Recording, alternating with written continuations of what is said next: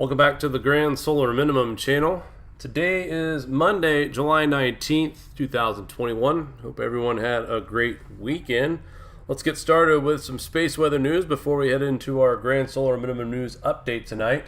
Right now, our solar wind speeds are kind of moderate right now at 446.1 kilometers per second, but a very light density of 4.3.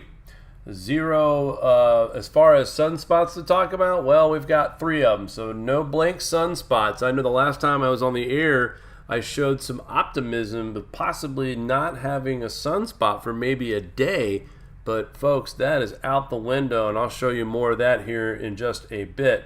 But looking at our sun right now, we have 3 active sunspot regions, plus then if you could look in the northeastern limb, which would be to your left of the screen here, you'll see a very active region coming over the eastern part of our star and the northern part, and there is something to report as well in the southern region as well, which I will get into that here as we get to our next section.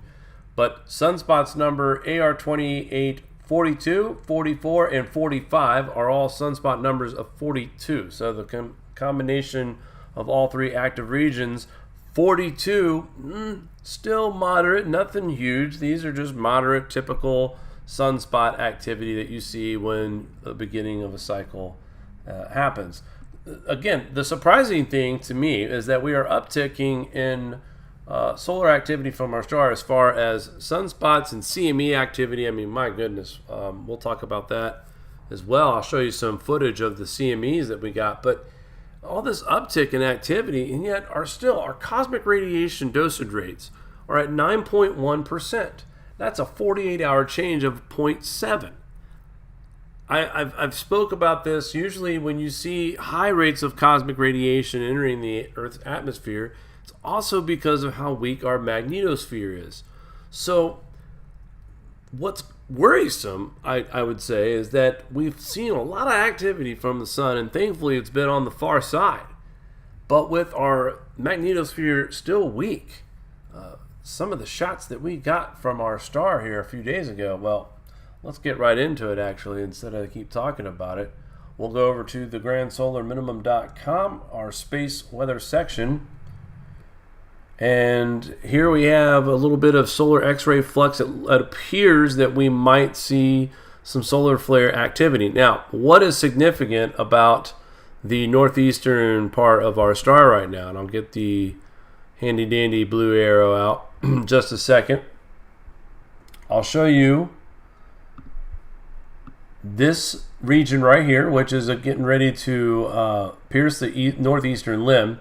This is the area that I was talking about that was the circled region of concern of the next sunspot region, which would be the 4th labeled sunspot region on the sun right now. This is the same sunspot that produced the X flare. So we are going to keep a close eye on this, as there has been tons of footage from SDO, and let's get into some of that right now. Again, not a whole lot happening, kind of quiet. These sunspots are small, guys. One here, these sunspots are not very big. These right here, this one right here, and I think it's this region too. And then we've got this one that's circled, which will be the next sunspot, but that is the X flare, the same sunspot that threw out the X flare and then made its 2-week journey back. I can't believe it's been 2 weeks already, but that's the case. So what do we got in the pipeline, right? Yeah, look at that mess down there in the southern region. That is not yet Earth facing, but it is approaching the eastern limb of our star. This could mean several things. This could mean this is just a very bright active region and there's no dark cores in these, and that's that. Now, I'm no expert on this. I've been doing this for a few years, but I would be shocked if this is not labeled, and this could be a monster sunspot, folks. This could be definitely the biggest of solar cycle 25. It just depends on how much it holds together as it crosses where the negative 90 is. That's the eastern limb where things start to become Earth facing. So from 90 to 90 is all Earth facing in this region. Of course, right here, smack dib in the middle, would be the worst of everything. And when you have solar flares off to this way or off to that way, it glances the magnetosphere and does have some effect. But the concern would be, of course, would be right here in the 0 latitude, Earth facing, and we get one of these X flares, maybe bigger. So this is the sunspot that produced the X flare, but this area right here looks impressive, but will it hold up? I've seen situations where we've seen bright active regions, and then it rotates towards the Earth facing, and next thing you know, it is just a active bright spot and no dark cores. So we will keep our eyes on that. Like I said, 3 sunspots to talk about with a sunspot number of 42. I like looking at these graphs just to see where we are right now, where forecasted is, and where it's supposed to be. And I want to point this out, folks, because this is not my chart. This is from NOAA, Boulder, Colorado. And, you know, when you hear folks talk about if we are above average right now in solar activity, is this cycle going to be stronger? If you notice, the blue line is all the way down here close to the bottom, which pretty much is how this happened when you're talking about solar minimums. So we're still under what expected forecast solar activity is, and I just thought, you know, it's not a lot, but look how far, like, this red line is predicted values. So for some reason, somebody at NOAA thought there was going to be a minimum in 2022 and 2023. I don't know. But nonetheless, this did accelerate very fast from 2016 all the way to 2020 with this minimum that flatlined basically on us and declined pretty quick. All right, let's take a look. I got some footage we can take a look at for the CMEs that we had here over the weekend. Didn't really get a chance to do any kind of commentary or anything like that on this particular event, which was unfortunate. But again, these were not Earth facing and therefore posed very little risk, if any at all. And there's enough out there where people would like to make it a bigger deal than what it is. Wow, this is taking forever. Thank you. All right, folks. Well, I guess that's what you get for getting the best of the best internet service, right? Okay. Anyway, it's a monopoly here in New York. Here's that CME footage I was telling you about. But check that was just a couple days ago. All right. So we had the big one here at the beginning of this. Watch how far this ejecta comes from the sun here. This is the really big one that we had to hit. Look at that. Wow. Now that was not Earth facing, thankfully. And then another one here on the 17th. Again, not Earth facing. Some impressive things that we are seeing from our sun. But again, still in my book, very much minimum-like conditions. But very thankful that that sunspot throughout that CME, the opposite side of we're Earth facing, I should say. So this is the kind of stuff that we got to watch, guys. Talking about weaker magnetospheres, the solar flares, the sun. We don't have that much protection, especially right now. We are very weak. When you see the amount of cosmic radiation dosage rate at 9.1%, that's very high. The warmer side of this, I should say, is negative 39. So a value of negative 39 is considered record high, or less amount of cosmic radiation in the atmosphere. And a record high of amounts of cosmic radiation in the atmosphere is around 11.7. Either way you look at it, folks, still a lot to be watching. And the biggest thing that I think is really happening a lot, and I kind of want to change things up. There's that Watchers also covering it, giving them a shout out here because they do a pretty good job on staying on top of solar activity and these worldwide events. I think they understand what's going on here at Watchers.news. But all these floods that we're seeing all over the world right now, not just here in the States, Here we have unseasonal rains that hit Oman, causing severe floods. Heavy rains and thunderstorms affecting Oman since Thursday, July 15th, caused severe floods that disrupted traffic and electricity supply, swept away crops, particularly in an area where it left 4 people dead and 3 missing. Oman meteorologists said such heavy rains are unusual in July, with heavy rains expected to continue for several days. Authorities are urging residents to take caution and refrain from going out. And we've seen a lot of this, not just here in the States, but it's popping up left and right. More frequent. I think this is happening a little more frequent than I originally had thought. I thought we had a little more time. The biggest story over here is these catastrophic floods where over 150 people have died and over 1,000 are missing. And folks, the majority of the dead, unfortunately, are in Germany, and they got hit the worst. And I know this has been all over the community, all over social media. People have been talking about this, but this is a big deal. It reads here on Watchers, catastrophic floods claim lives of more than 150 people and leave more than 1,000 missing. Now, this is after continuous catastrophic flooding after all the record-breaking rains from July 14th and 15th. Notice that the storm in Oman was also around the 15th and 14th. German authorities said that more than 1,000 people are still unaccounted for. The worst affected Germany and Belgium, followed by France, Luxembourg, Switzerland, and the Netherlands. In Western Germany alone, the worst affected region, more than 130 people have been killed after extremely heavy rains have caused rivers to burst their banks, destroying roads, bridges, and homes. Numerous mudslides have contributed to the disaster, which happened at an astonishing speed. According to DW, more than 1,000 people are still missing and many more remain trapped in flooded buildings. Most of the unaccounted for are the northern part of Rhineland. While it's unclear why there is such a high number of unaccounted people, it's possible this could be due to land and mobile networks outages. Many places in Germany worst affected state would be North Rhine, are still underwater and assessing damage as floodwaters are starting to recede.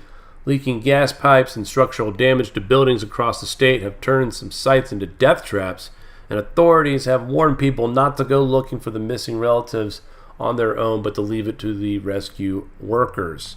This is now considered one of the worst natural disasters in Germany's history and one of the deadliest flood events in Europe. And take a look at the erosion from this, folks. My goodness. And look, some of the rain amounts. Listen to this.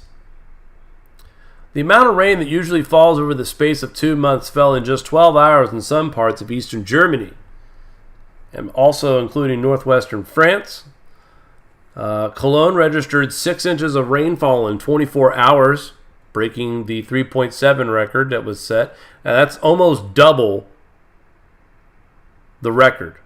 Not just, you didn't just break it, you obliterated it. You doubled the record, almost double the record. Another 2.3 inches on top of 3.7. That's a lot of rain. 5.7 inches of rain reported in North Rhine during the same period, breaking the previous record of 3.2. So this, 2.5 inches on top of that record, 2 records smashed. In just 9 hours, Rieferschied near Bonn received 8.1 inches. Folks, that's nearly an inch an hour. 8.1 inches of rain is almost 3 months of rain for certain people here in the U.S. They got that in just 9 hours. It says we've seen 5 or 6 cold spells since the beginning of June, which is something quite rare for this time of year. We have certainly not seen this in recent times. Interesting choice of words coming from this region. And to me, Germany is allowed to be, in my book, they're allowed to be very skeptic of green policies. I say that because there's been several reports on green energy projects in Germany that have skyrocketed energy bills. Same in France as well. The rate of homelessness has risen There's this, area-wide survey in Europe. A lot more folks are moving back in with their parents.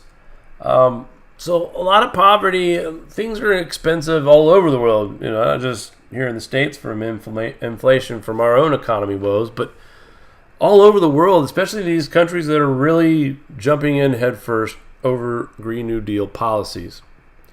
But why are we seeing so many unfortunate people losing their lives in 2021? And this comes down to, this was a failure in leadership, unfortunately, guys. There were no evacuations issued. That's up to the authorities.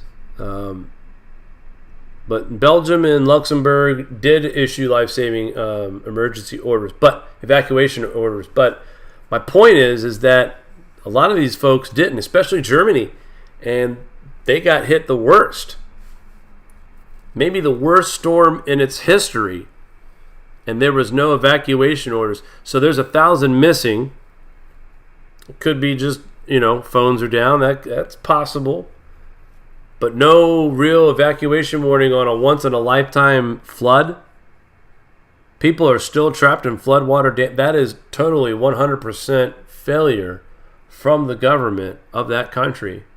And our thoughts and prayers go out to all the people affected out there. And it's a shame that in 2021 that 130 people have died in Germany from flooding alone. I mean, I've shown you other headlines, and the death toll is nowhere near that. And I'm not trying to minimize these other countries that lose people.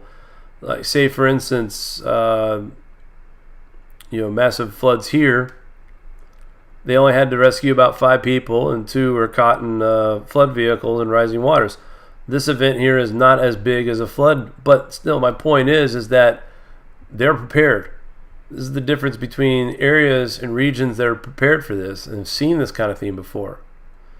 Their stop bait network held up very well, considering this is our largest ever recorded flood, a far bigger event than previous biggest in 1983.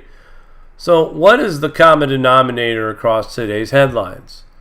We've got New Zealand with largest ever flood. Here we are in the United States. Cars washed away after severe flash floods hit Flagstaff, Arizona.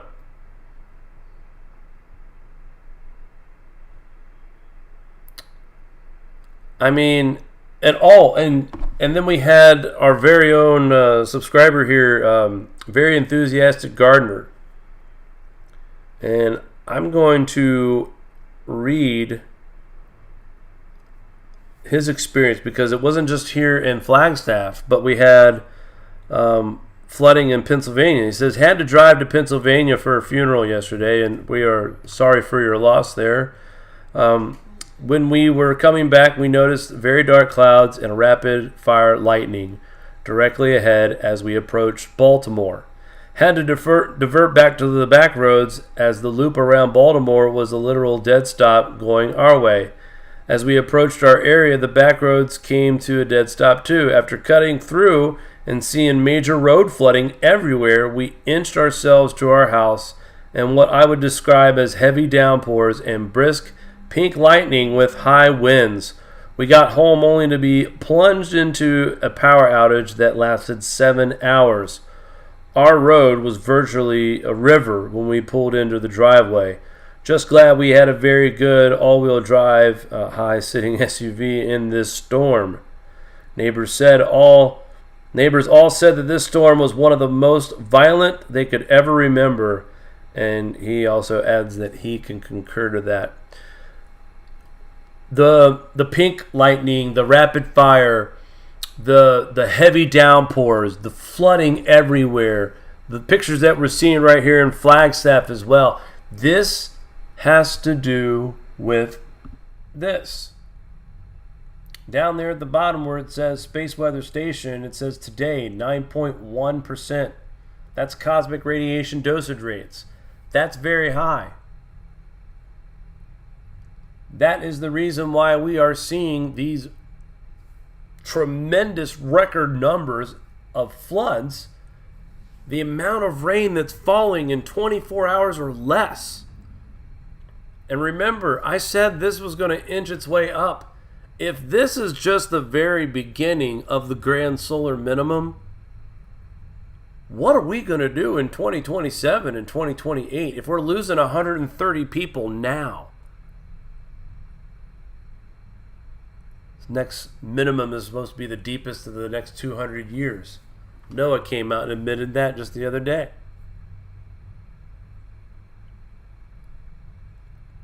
The deepest minimum in hello. What does that mean? We are entering the grand solar minimum period right now. And this is just the beginning. But cosmic radiation, I'll show you. I'll show you where it's a record. I'll show you the... So check out here at SPACEWEATHER.com, Dr. Tony Phillips. Let's show you the cosmic radiation. Here we go.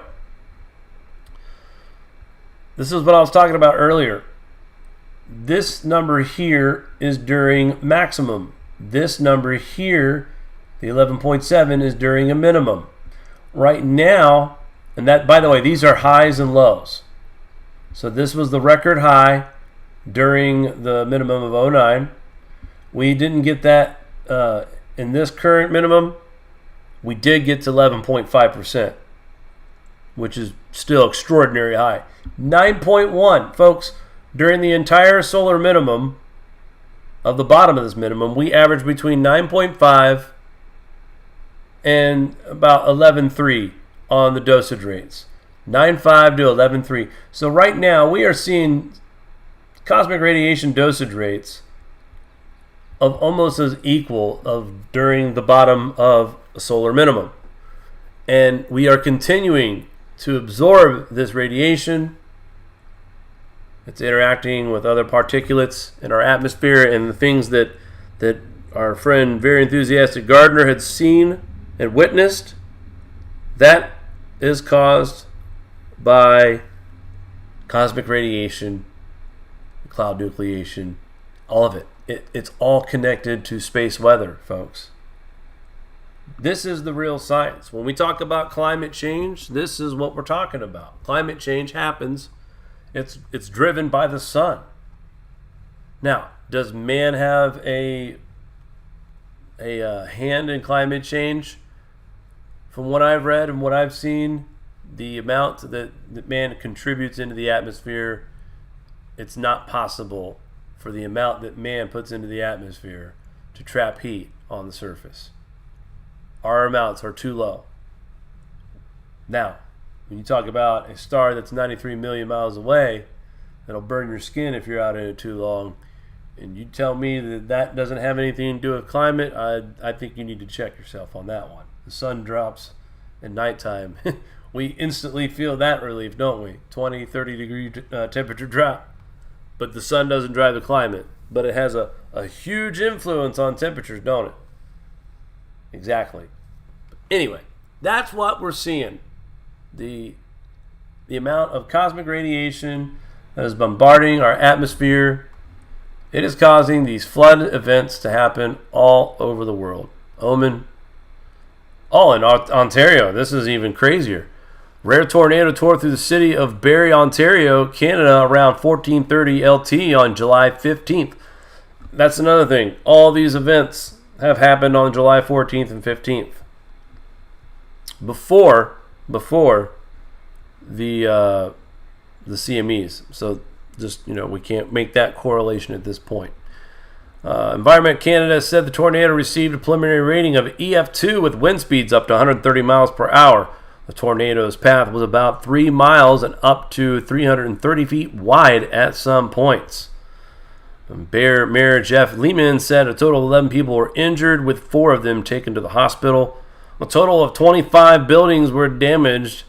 3 of them were demolished. Gee, check this out. This person here, and this is why I always say, folks, please be safe. When you are... Look at that.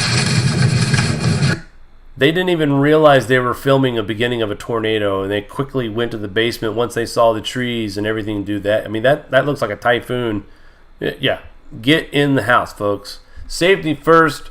Do not take a chance on getting some awesome footage because it is not worth the risk. This person was very fortunate that she was not injured by flying debris. There could have been a 2x4. Who knows? Anything could have been fatal to her at this point. So thankfully she is safe. But again, these are some powerful storms. And again, this all has to do with the science that we're talking about here at the Grand Solar Minimum channel. So we don't deny climate change. We're just here to tell you that it's natural and that it happens because of the sun. That's it. There's no climate denying here. There's no science denying here. Everything that we've provided tonight is scientific evidence, scientific data. By the way, relentless downpours continue to flash flood risk in the south. Boy, I tell you what, we have seen some weather across the south, across the northeast, into the mid-Atlantic states. These storms are just popping up. Boom. Pretty ripe right now. But the good news, we're not talking about any hurricanes at all. This is the time of the year where we do see a small lull before we get into the peak of things here heading into August and September.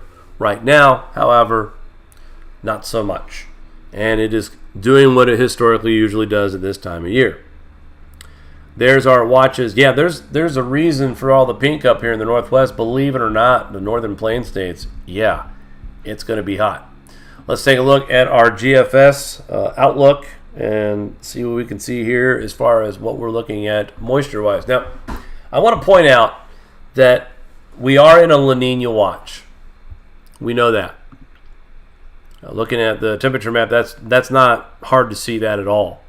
The region across the middle should be all in the 30s and some 31s, and we're not seeing that, okay? Especially up in here, the waters are still relatively cool for this part of the ocean. We are in a La Niña watch. It's not for certain, but there you see the values have dropped since early July before the 4th. We're almost back to baseline once again. And that number is plummeting, folks. And the reason why I wanted to talk about La Niña is because the pattern that we get from La Niña when it comes to our weather here in the U.S.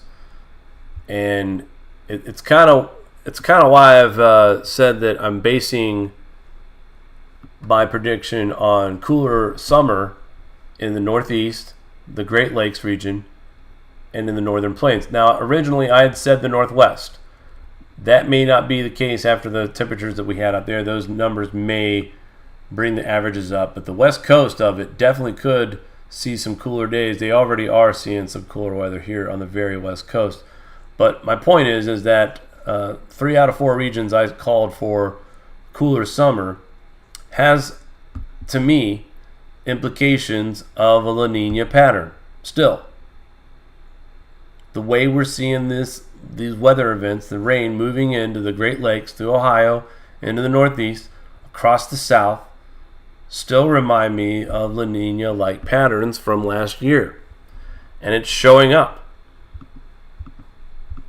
More rain moving in by Tuesday, July 20th, across the Northeast. Again, keeping temperatures relatively moderate for this time of year. More rain on the coast of the Gulf, down in the south. Just continuous rains down there, getting very saturated. High pressure moving in over the Great Lakes. And then by Friday, July 23rd, high pressure finally moves off as a low pressure system approaches from the Canadian side through Michigan into western New York by next Sunday. So the next big batch of rain after tomorrow here in the New York region will not take place for another 5 days. But again, Ohio, who just had a lot of rainfall themselves, will now see more rain again on the 25th. Moving forward, another bout of rain showers on the 26th moving across the region. Notice the way the rain front, look at this.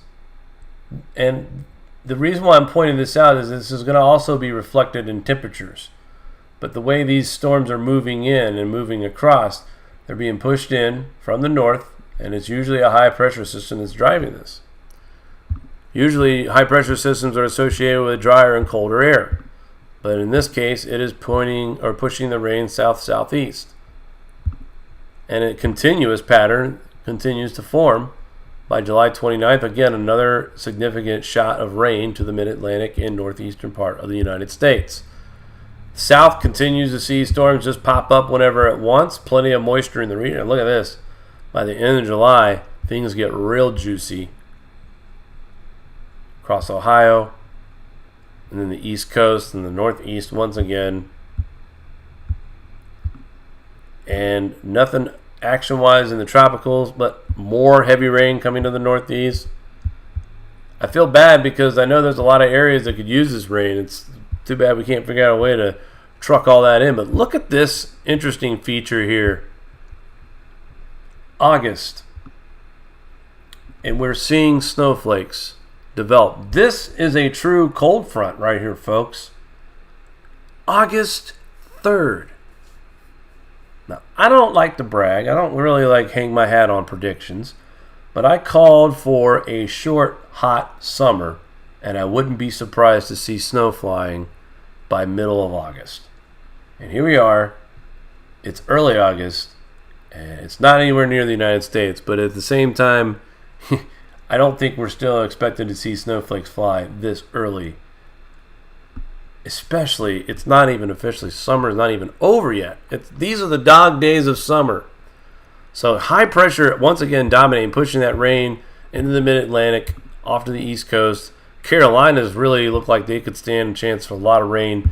But high pressure dominates over the Northeast, possibly keeping things cool and dry. Maybe some really nice weather. Let's check out the temperatures, shall we? We'll zoom this in. I hate when it does this. It just ruined the surprise. Those aren't daytime highs, I don't think. So let's go ahead and check out. Here we are Monday. It's hot up in the northern plains. My thoughts go out to you folks out there. And Millennial Farmer showed a picture of his crops because of the heat, lack of rain.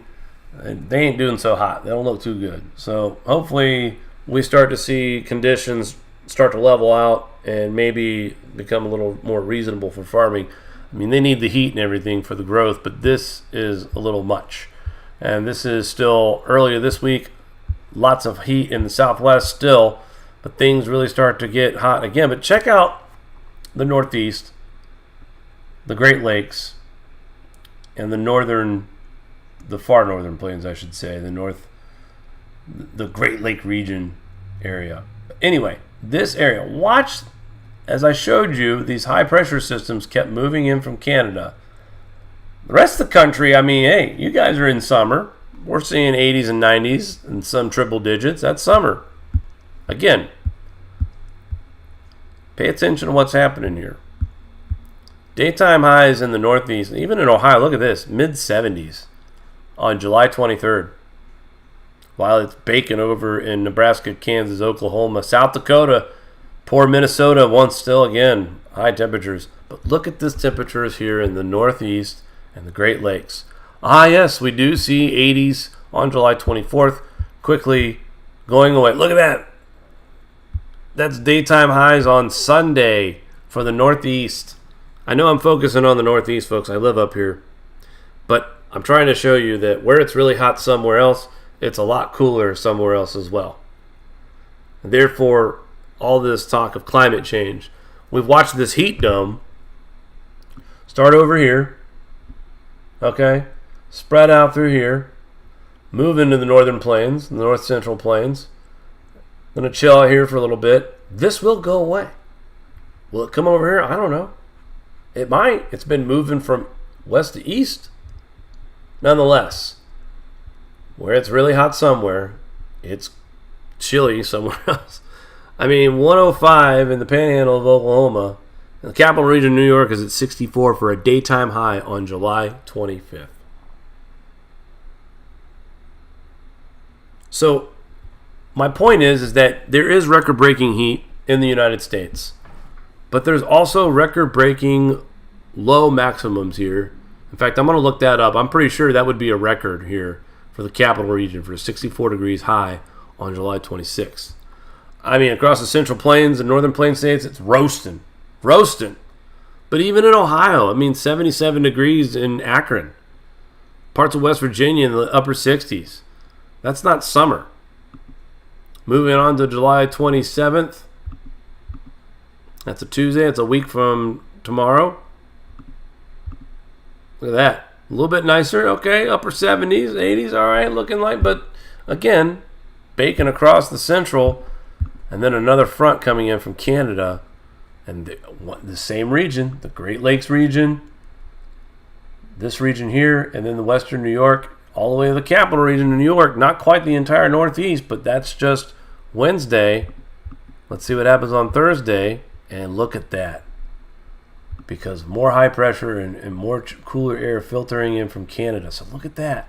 And the heat dome is moving to the east and the south, but this high pressure up here is going to protect, I think, is going to keep this region out of the possibility of seeing that triple digit. At this time, it could change, but I think this high pressure system that we keep seeing that's invading the Northeast and the Great Lakes region will continue to put those record heat temperatures at bay and keep it away from the Ohio Valley, Great Lakes, and the Northeast. Into July, just absurd, absolutely absurd to see daytime high temperatures on the north. I mean, this is a huge area, folks. Almost day and night. The contrast is insane. The line goes right down the middle of the country. And this is the time of year, I mean, look at parts of Georgia, 76 for the high. So, meanwhile, mainstream media is going to talk about this, 114 at the border of Canada, global warming. They won't talk about temperatures being in the 60s in parts of North Carolina and South Carolina. They won't talk about highs being in the high 50s in parts of Maine and New Hampshire on July 31st. They'll focus on that hot region. Here we go to August. Okay, summer's back, right? Dog days of summer really happening in the southwest, across the central part of the country. But once again, look, August 1st. Daytime highs in Cincinnati, Ohio, 75. Nashville, a high of 80. Folks, I've lived in southern Tennessee. This time of year, it is 95 degrees every day. Humidity at 80%. So once again, we have a hot region right here and right here. But what about all this right here? That's huge. That's very abnormal to have this big of a region to be well below average for August 1st, the dog days of summer. But again, the media will just focus on this right here. Global warming, folks. Global warming, right? Let's check it out. August 3rd. Woo! There's summer. Hello. August 2nd, 86 degrees. That's what I'm talking about, right? Get a little bit more. And then August 3rd, that was where we saw that true cold front in Canada. And that is going to be proven. These are not daytime highs. These are lows. But it's very prevalent up here. Cooler weather. Hopefully this is much, much, much welcomed up here. Trust me on that. Daytime highs dropping big time. But man, the Southwest, once again, seeing some extreme heat. We'll acknowledge that, okay? We'll acknowledge that. But again, where it's really hot, it's kind of cool for this time of year. 70 degrees on the Kentucky-Tennessee border.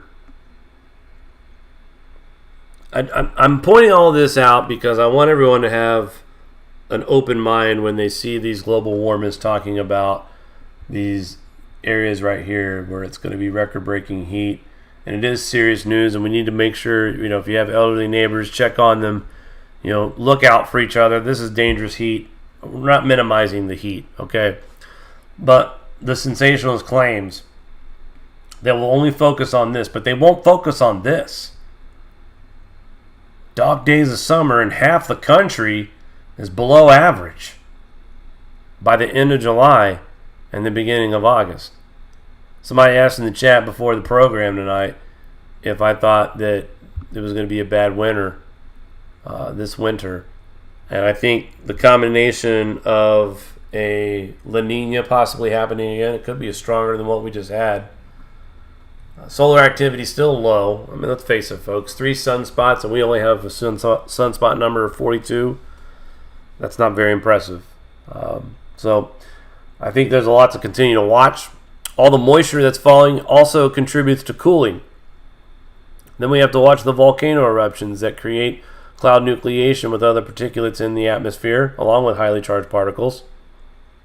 So everything adds up. Cloud coverage, moisture, all are cooling effects.